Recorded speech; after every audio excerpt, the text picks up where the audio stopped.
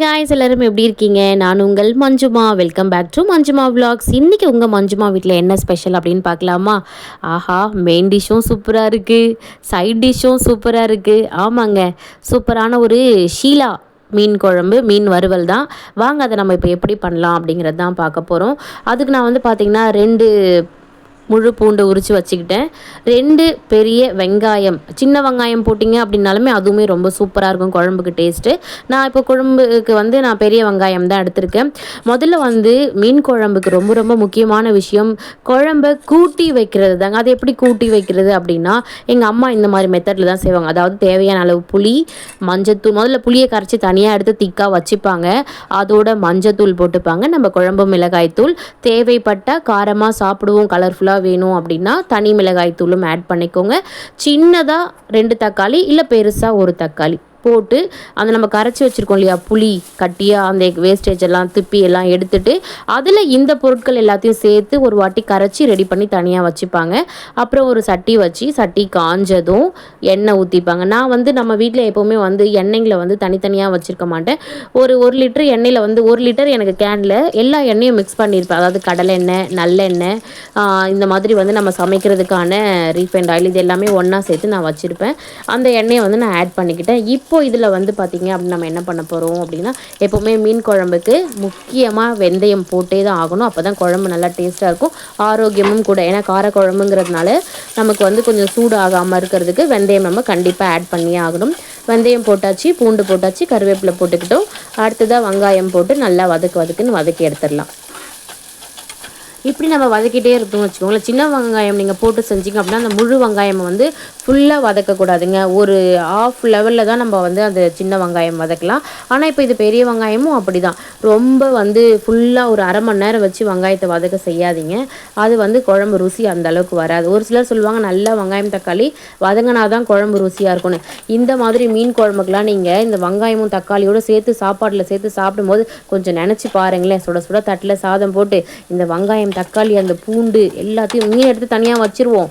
ஆனால் இந்த சுட சுட இந்த மீன் குழம்பு அள்ளி அள்ளி சாப்பிடும்போது அந்த வெங்காயமும் தக்காளியும் சேர்த்து சாப்பிடும்போதே ஒரு தனி ருசியாக இருக்கும். நம்ம இப்போ வந்து வெங்காயம் தக்காளியை வந்து என்ன பண்ண போகிறோம்னா, தக்காளி நான் இதிலே போட்டுக்கிட்டேன். அந்த கரைச்சி வச்சுருக்கோம் இல்லைங்களா, அதாவது குழம்பு கூட்டி வச்சுருக்கோம் இல்லையா, அந்த குழம்பையும் நம்ம இப்போது வெங்காயம் வதக்கிறதுல அந்த சட்டியில் நம்ம ஆட் பண்ணிட்டோம். ஸோ இப்போ இந்த குழம்பு வந்து பார்த்திங்கன்னா நான் 2 பேருக்கு தான் வச்சுருக்கேன். அதாவது புளி கொஞ்சமாக வச்சுருக்கேன். நம்ம வீட்டில் ஒரு 4 பேர் 5 பேர் இருக்காங்க அப்படின்னா நீங்கள் புளிப்பு எப்போவுமே மீன் குழம்பு இல்லையா, அந்த மாதிரி அளவுக்கு நல்லா எடுத்து கட்டியாக கரைச்சிக்கோங்க ஃபஸ்ட்டு. அப்புறம் நம்ம தண்ணி, தேவையான அளவு தண்ணி நம்ம அதுக்கப்புறமா கூட ஆட் பண்ணிக்கலாம். இப்போ நான் ஆட் பண்ணியிருக்கேன் பாருங்கள். முதல்ல கட்டியாக தான் நம்ம அந்த குழம்பு ஊற்றின கொஞ்ச நேரத்தில் நம்ம தண்ணி எடுத்து அதுக்கப்புறம் தேவையான அளவு நம்ம தண்ணி வச்சுக்கலாம். இது நல்லா கொதிக்க ஒரு 10 நிமிஷம் 20 நிமிஷம் நம்ம இதை சிம்மில் வச்சு கொதிக்க விடும்போது தான் இதோட அந்த கட்டியாக குழம்பு மாறும். இப்போ நீங்கள் பாருங்கள், நான் தண்ணியும் வச்சுக்கிட்டேன் தேவையான அளவு.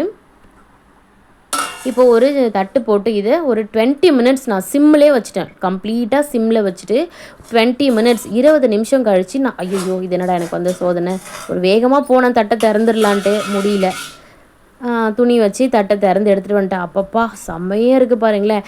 இது வந்து நான் மீனே போடலை, ஆனாலும் குழம்பு கூட்டி வைக்கும்போது நமக்கு அந்த மீன் குழம்பு வாசனை, அப்பா நம்ம இந்த மிளகாத்தூள்லாம் போட்டு குழம்பு கரைக்கும் போதே நம்ம கையில் அந்த மீன் குழம்பு வாசனை மாதிரி வரும். அதுதான் கரைச்சி வைக்கிறதுக்கான அவ்வளோ ஒரு ருசி. நீங்கள் செஞ்சு பாருங்கள், கண்டிப்பாக அடுத்த வாட்டி எல்லாருமே இந்த மாதிரி குழம்பு கூட்டி வைக்க ஸ்டார்ட் பண்ணிடுவீங்க. ஆல்ரெடி மீன் குழம்புனாவே நிறைய பேர் இந்த ட்ரிக்கை யூஸ் பண்ணுவாங்க, குழம்பு கூட்டி வச்சா தான் டேஸ்ட்டுன்னு. பண்ணாதவங்க இதுக்கப்புறம் இந்த மாதிரி குழம்பு கூட்டி மீன் குழம்பு வச்சு பாருங்கள், வேறு லெவல். அதுவும் இந்த மீன் குழம்பை எப்போவுமே அன்றைக்கி சாப்பிட்றத விட மறுநாள் காலையில் ஒரு 10 இட்லி, ஒரு 7-8 தோசைக்கு இந்த மீன் குழம்பை ஊற்றி சாப்பிடும்போது அதோட ருசியே தனி ருசி தாங்க. அப்பா அப்படி இருக்கும்.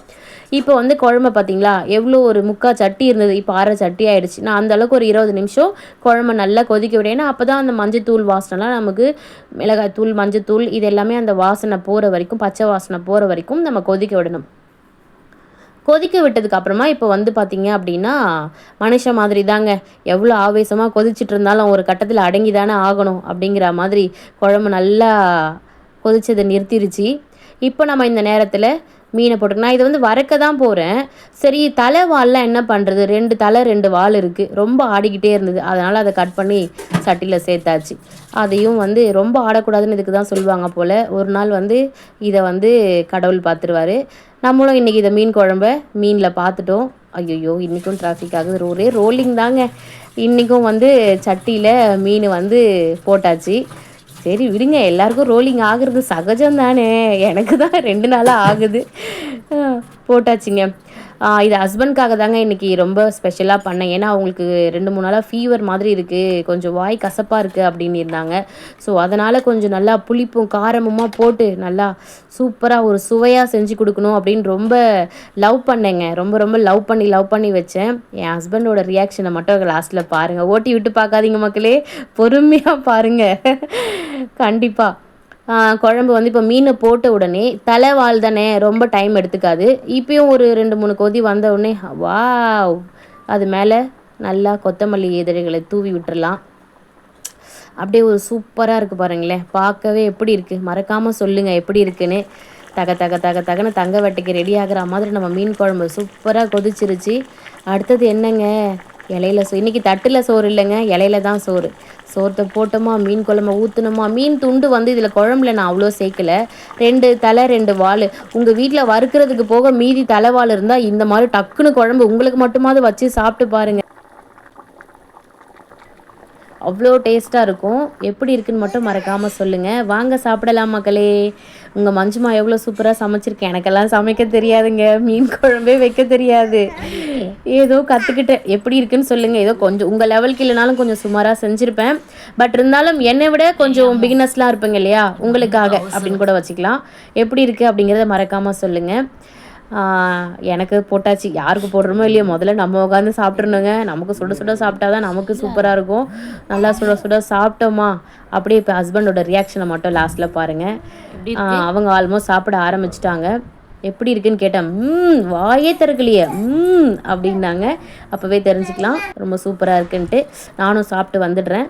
எப்படி இருக்குங்கிறத நாமெல்லாம் இந்த சும்மா பெரட்டி சாப்பிடுவாங்கங்க, நம்மளாம் உருட்டி சாப்பிடுவோம். எப்படி தலைன்னு குழம்ப ஊற்றி இப்படி அள்ளி சாப்பிட்டா தாங்க எனக்கெல்லாம் பிடிக்கும். என் ஹஸ்பண்ட் வந்து அப்படியே பெரட்டி சாப்பிடுவார். எப்படி இருக்குன்னு மறக்காமல் சொல்லி ஒரு ஹைப்பை கொடுத்துருங்க. தேங்க்யூ.